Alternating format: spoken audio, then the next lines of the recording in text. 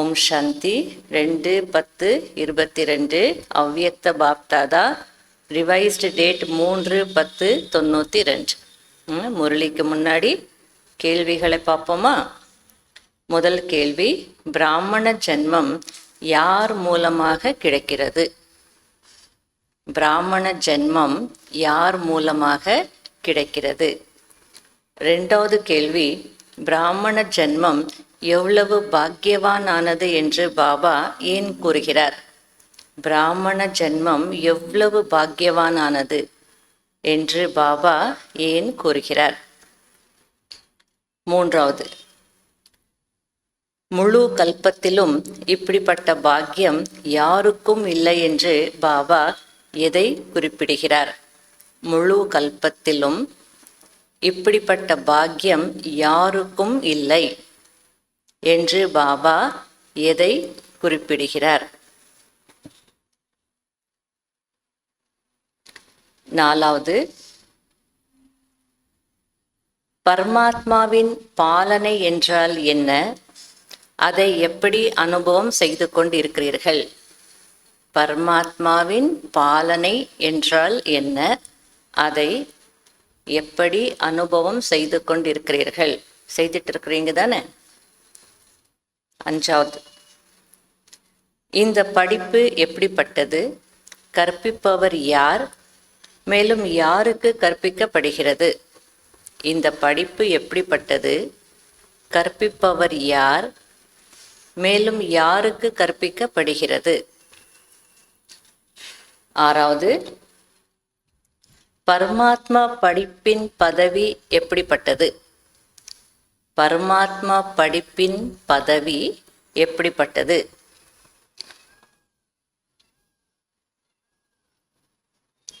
ஏழாவது, உங்களுடைய ஜட சித்திரங்களில் உங்களுடைய ஜட சித்திரங்களில் என்ற இந்த உதாரணத்தை பாபா ஏன் கூறியிருக்கிறார்?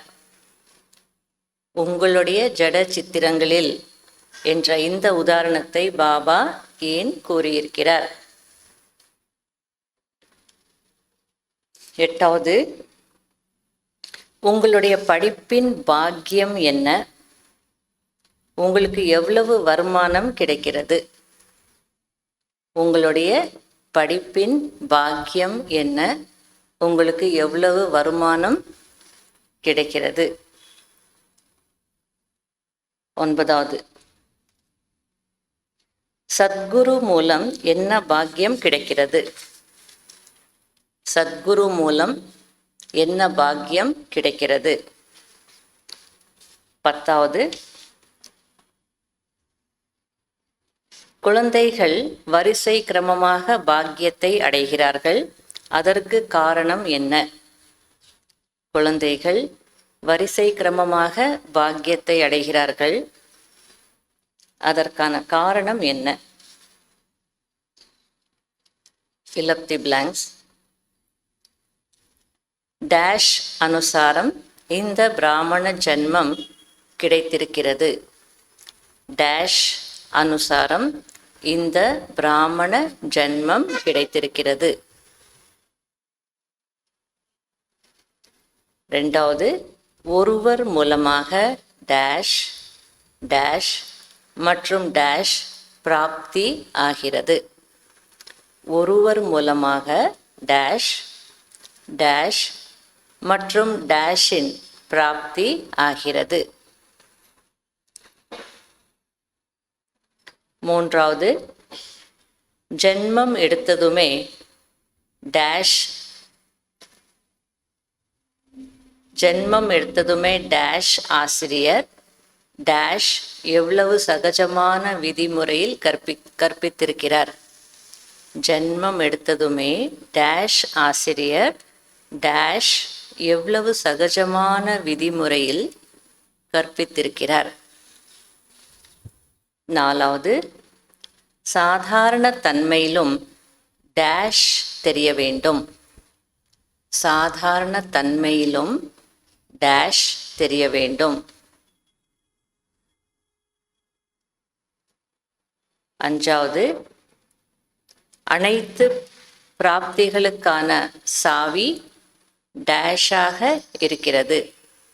அனைத்து பிராப்திகளுக்குமான சாவி டேஷாக இருக்கிறது.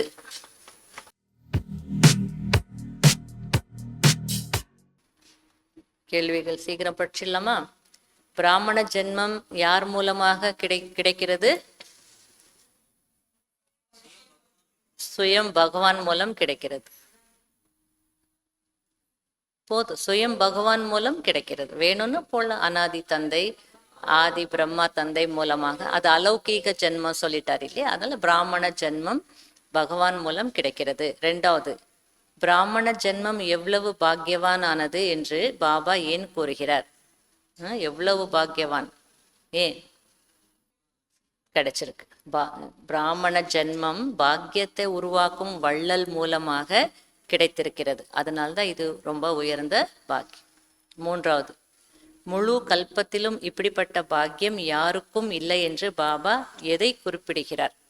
அதாவது எந்த ஒரு ஆத்மா, தர்மாத்மா, மகாத்மாவிற்கும் கூட சுயம் பகவான் ஒருவரே தந்தையாகவும் டீச்சராகவும் சத்குருவாகவும் இருக்கக்கூடிய பாக்கியம் இல்லை. அப்படிப்பட்ட பாக்கியம் உங்களுக்கு கிடைச்சிருக்கு. அதனால பாபா இப்படிப்பட்ட பாக்கியம் வேற யாருக்கும், ஒருவரே தந்தையாகவும் டீச்சராகவும் சத்குருவாகும். அப்படின்னா அந்த தந்தை சம்பந்தத்துல என்ன செய்யணுமோ அது செய்யறார், டீச்சர் ரூபத்துல என்ன செய்யணுமோ குரு ரூபத்துல, இது ஒருவர் மூலமா கிடைக்கிறது.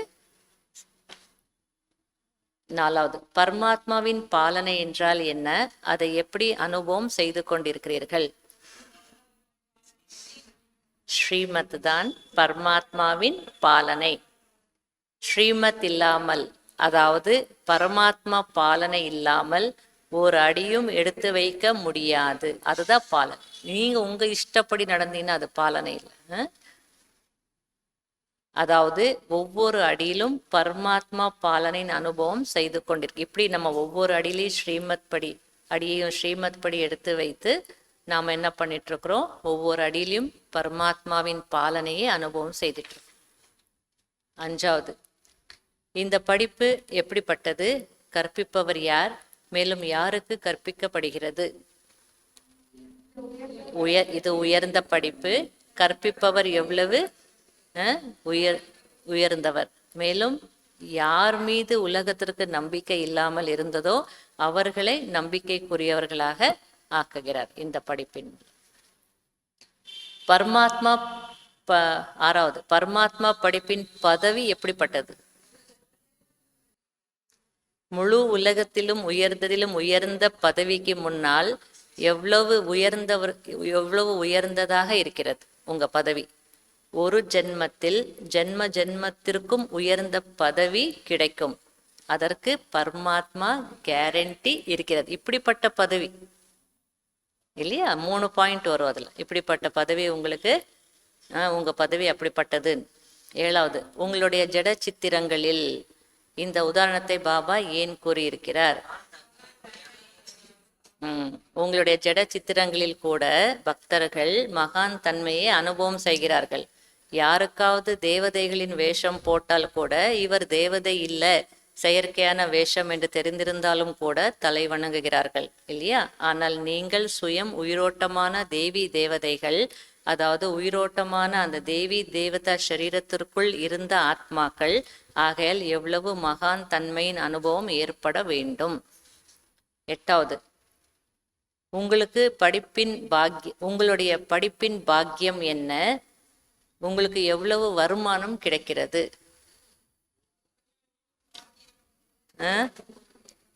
ஒவ்வொரு அடியிலும் பல கோடி மடங்கு, அதாவது வருமானம் ஒவ்வொரு அடியிலும் பல கோடி மடங்கு.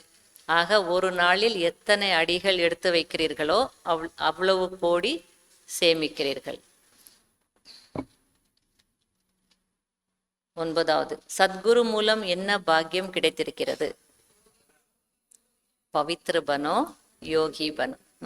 ஜென்மம் எடுத்ததுமே இந்த மகா மந்திரம் பாக்கியத்தின் ரூபத்தில் கிடைத்திருக்கிறது.